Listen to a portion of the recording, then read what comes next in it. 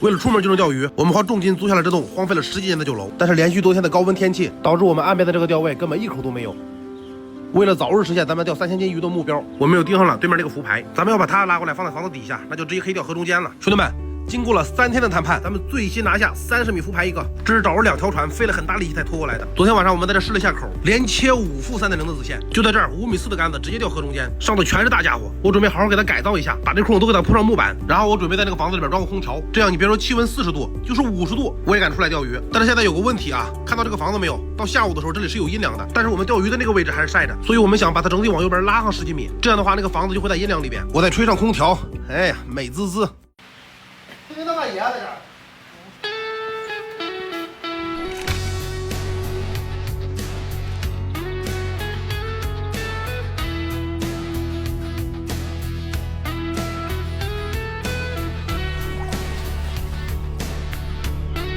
快抓！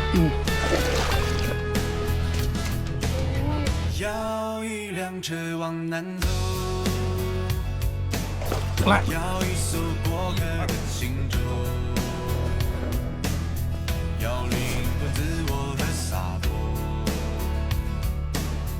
要一双悠闲着的手，要一口清澈的粥，要爬满夕阳的河流，要孩子一样的笑容。刚刚那个画面就是用这个拥有徕卡镜头的 Insta360S Pro 2拍的，机内预设了徕卡滤镜，直出色彩，不需要后期调色。我在这晒半天了，终于到了这车。这是刚拉过来的1000尾鱼苗啊，主要是以草鱼和鲢鳙为主。咱们先给它放在下面的河里，给它过一下温。这是我用参加卧顶燎原计划挑战赛赢得泛舟基金采过的鱼苗。等过完温，咱们就直接放在这条河里边。哦，你们放在这个箱里面呀？没有，都放在河里边。放在河里面？对，放生。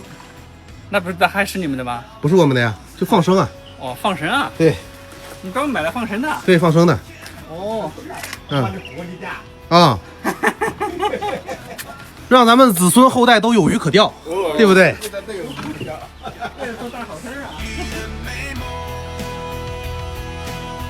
要山要海要自由，要大雨磅礴不相逢，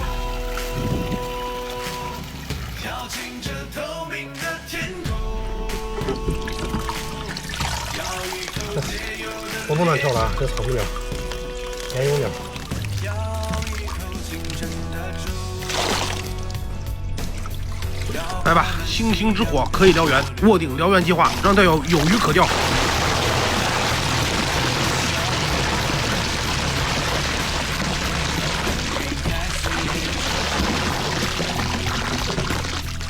好了，朋友们，明天我就带你们来体验一下这河中间连切5副子线的暴躁鱼情。明天要钓不着鱼，二麦直播吃屎啊！别，道哥，我错了。